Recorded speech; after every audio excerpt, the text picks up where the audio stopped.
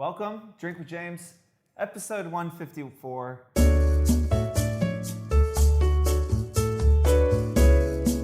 We are sweating it out, people. I am in a sauna. So one of the side effects of having an office with beautiful natural light is when it's 94 degrees in New York City and you have one tiny air vent blowing AC in, that your office becomes a greenhouse. And while I'm sure my snake plant is very pleased to be in this tropical environment, I am sweating my ass off, which is why I'm drinking a Negroni today instead of just drinking a Manhattan, or not a Manhattan, instead of just drinking whiskey. It's over 90 degrees. There's two things that's difficult for me to do. It's hard for me to drink straight whiskey over 90 degrees, and I don't wear a suit when it's over 90 degrees. Those are two hard and fast rules that I try and live by. Today I was a guest on Christy Keen's podcast, the Mommy Influencer podcast, and I was talking about something that I think we haven't talked about in a bit, but I think is really important. And that's the idea of like, who is your customer in this, right? Like, I think as an influencer, as you progress and as you start doing brand deals, you start thinking about the brand as your customer, but actually the only way that you're able to make money is through your following, and you are selling access to your followers. That is brand. The brand deals you're doing, they are buying access to your followers. They don't actually really give a shit about you. They want you, they're using you to get to all of the eyeballs and all of the people that you potentially influence. And so, to have a future in this and to have an account that continues to do well, you have to focus on your audience and make sure that you are servicing them and keeping them happy.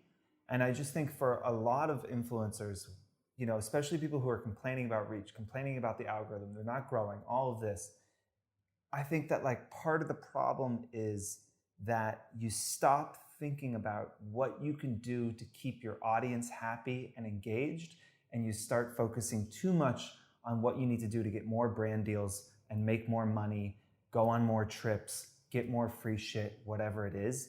Once your focus shifts and you stop waking up every morning thinking about what content can I create that my audience is going to connect with, and start thinking about, shit, I got to answer that brand email, I have to do this, I got to do this shoot, I got to shoot this campaign, and then I got a flight this afternoon, and then 2 events.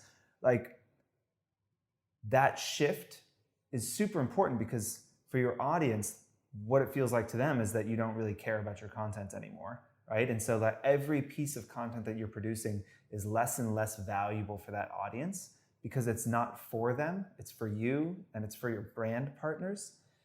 And slowly they stop liking your photos, and then your photos stop getting served to them, and then all of a sudden you wake up and you have 12% reach and you're fucked. And so I think for everyone, if you're feeling burnt out, if you're feeling like you're not growing, I encourage you to take a week, take 2 weeks, take a month, don't do any sponsored posts, step back and think about creative ways to re-engage your audience. Think about non-sponsored content that you can create that is going to add value to their life, and try and keep those people happy and invested in what you're doing. You think about growth.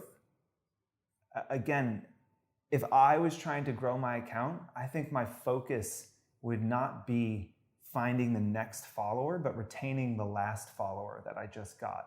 And most influencers are not thinking about, how can I retain followers? Because every day you get new followers no matter what, and every day you lose followers. So again, there are 2 ways to gain followers. You can lose less so that the followers you gain are a net positive, or you can go out and try and gain more followers. But again, I think this mindset of like, once you have a follower, forgetting about them and just thinking about the next one, and just thinking about getting the next follower and getting the next brand deal, is where a lot of people's content just starts to become less and less interesting. And I'm hearing from just normal people more and more now, just that like, they're feeling like maybe influencer content is getting a little boring, it's too sponsored. That is a huge problem.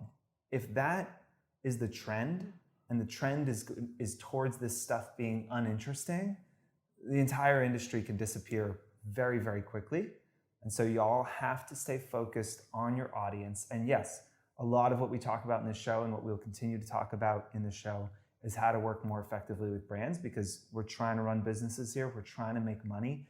But don't forget, the only way you make money is through your followers.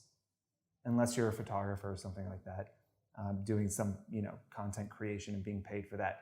If you are selling access to your followers, you need to be hyper-focused on keeping those followers happy and engaged and investing in their livelihood. I mean, look at Four. We have 80,000 influencers on the platform. I don't make a fucking cent off influencers, and we spend hundreds of thousands of dollars, millions of dollars over the course of our company to create tools for you guys, which we don't charge for you. We don't charge you for. Why do we do that? Because without influencers, we can't make money. We are selling access to influencers, and we are selling tools that make it easier to find y'all. So we need to keep you happy because you are the supply side of our business. And so we spend a lot of time, I mean, we're in the 154th episode of this. Again, this is not for my own health. I'm not just doing this because I'm a fucking nice guy. I'm not that nice of a guy. We do it because we understand that influencers are the asset that we are selling, and that is how we make money. And so we need to invest in keeping you happy and making sure that we have a great relationship. Think about your following in the same way. It can completely change the way you go about your day, the way you think about content, and hopefully re-inspire you to focus on what got you here in the first place, which is being able to create content that people want to consume and is educating them, inspiring them, or entertaining them. End rant. Let's go on to the questions.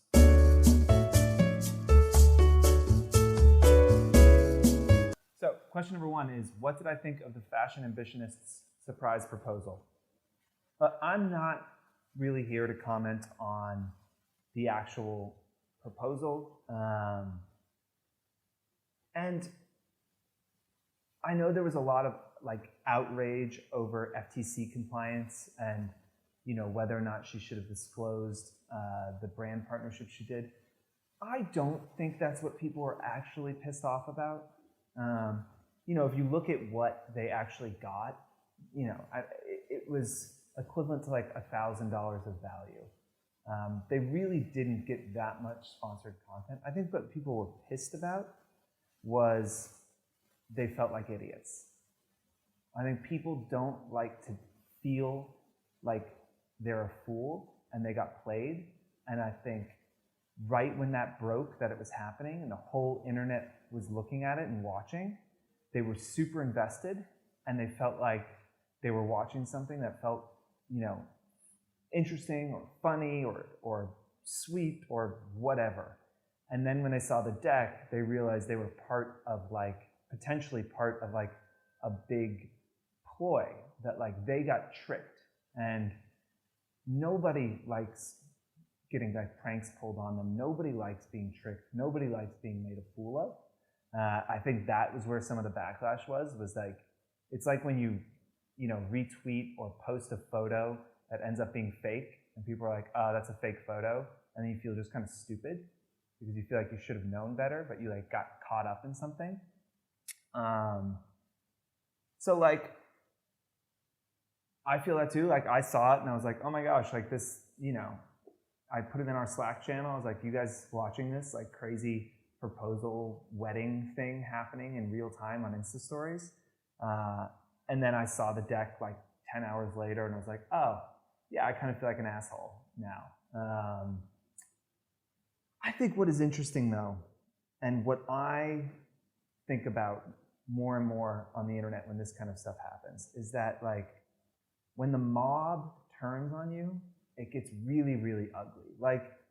Do I think what they, the whole thing was a little uncomfortable? Yes. I think in the end, especially with that deck leaking, the whole thing felt a little disingenuous. But do I think that they deserve the amount of shit that they got? Absolutely not. And I think that what scares me and what should scare anyone who puts things on the internet is that like when the mob switches over and decides you suck, they can just like absolutely ruin your life for no good reason. And I've seen this happen a few times, and like I participated in it as well, like tweeting that someone's terrible or whatever, just like piling on to something. And it feels kind of good, and like it feels like you're watching this car crash, right? You're like literally the internet is like ruining somebody's life in real time, and like as a human, that is something that you're like kind of like drawn to, and is a probably a flaw in our like makeup as humans. I think about like what would it be like if it was me on that, like on the other end of the mob, and like regardless of if she knew or if she didn't, she looked miserable when she got married, and I'm sure the whole thing was ruined for her and fucking sucked. And if that was the internet's goal, like congratulations. And look, you can be like, hey, they did it. They like put their thing out there, and like they are, you know, if you're gonna have a wedding on Insta stories in real time, you open yourself up to that, and like probably why weddings shouldn't have pitch decks and they shouldn't be that public, because like if any day should kind of be private and be about you and someone else, I think would probably be your wedding day. So again, I can see a world in which they brought this on themselves by kind of making it so public.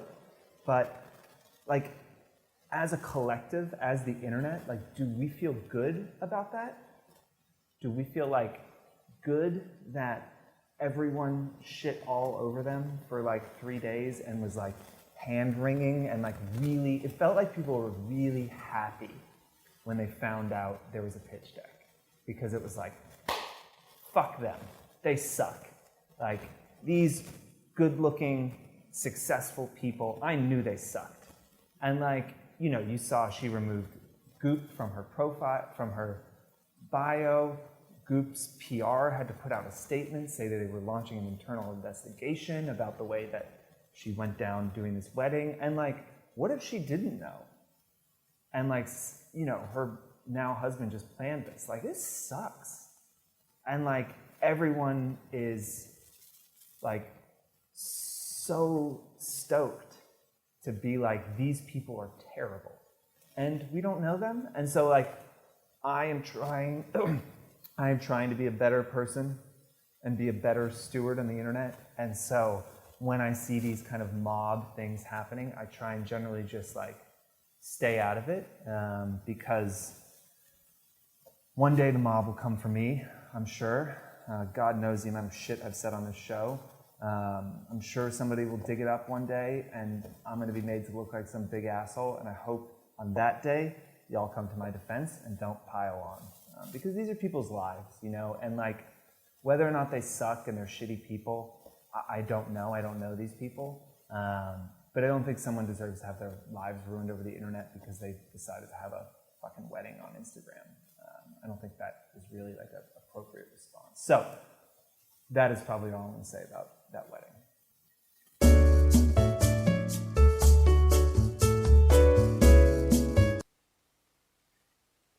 Question number 2, speaking of pitch decks, what should go in a pitch deck? Should influencers be sending pitches to brands? I think we answer this question, you know, every 6 months or so. And so for y'all who aren't, you know, haven't gone back to episode 70 or whatever, I'll answer it again. Short answer, absolutely. One, you should just get better at pitching yourself.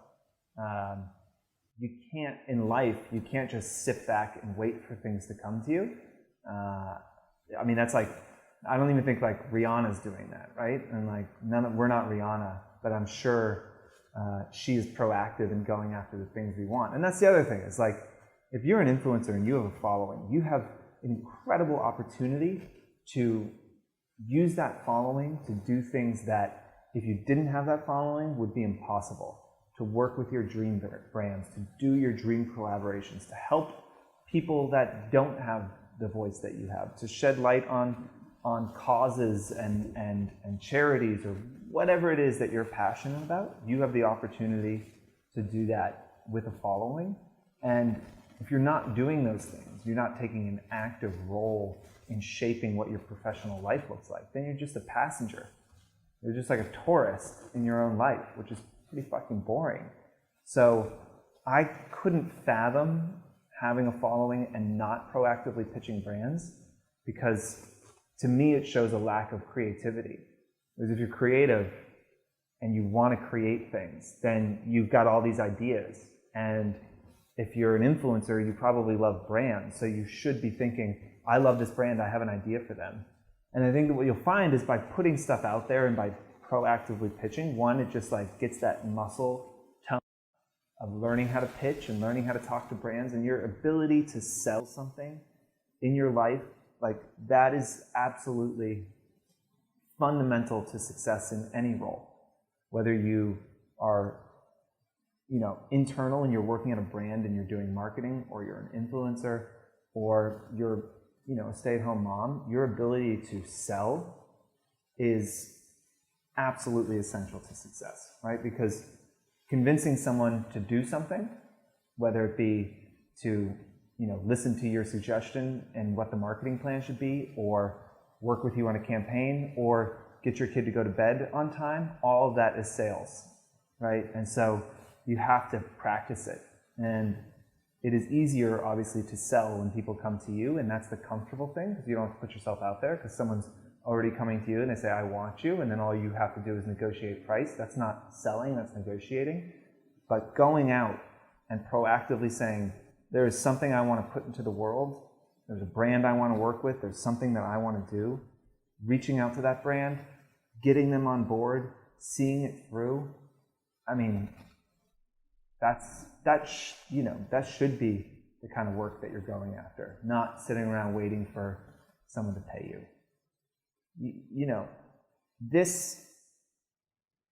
Whatever y'all are experiencing right now, if you're an influencer and you've got a following, like I remember back when I had a Tumblr following and I called my mom and I was like, I felt bad because I had a full-time job and I kept taking time off to go on these trips and to like, duck out for these experiences. And I was like, I called my mom and I was saying I was worried about my long-term career and, should I be turning more of this stuff down?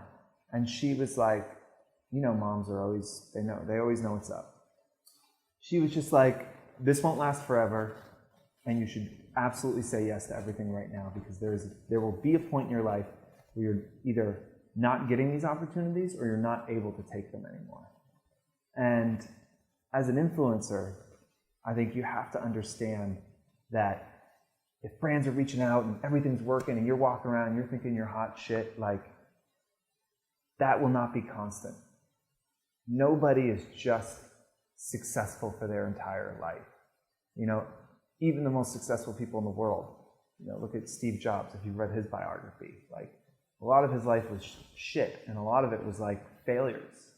And so when things are going well, you have to capitalize on that, because it's not going to be there forever. So if there's a brand you've always wanted to work with or a project you've always wanted to do, and you're just waiting for that brand to reach out to you so that you can do it, I think what you'll find is you will wait for your entire life, and then the moment will pass and you'll never get to do it. So I would say you should absolutely be pitching, and I understand that I didn't answer the question about what should actually be in there, but the pitch deck, what you put together, isn't as important as getting the brand to respond to your email, get on the phone with them, passionately talk about what it is, and then they'll kind of ask you for what you need.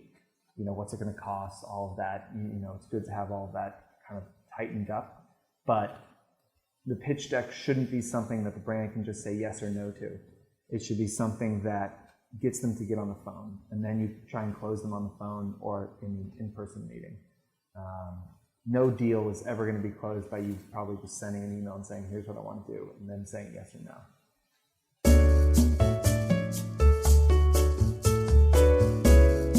So question number 3 is, Instagram just said that they're going to put ads on the Explore page.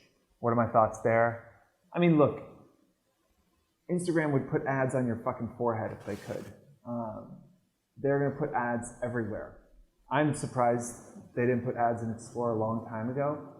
I personally don't use Explore that much. I think in talking to most influencers, Explore is not as valuable as it used to be, certainly. It used to be like, if you get on that Explore page, you'd gain thousands of followers.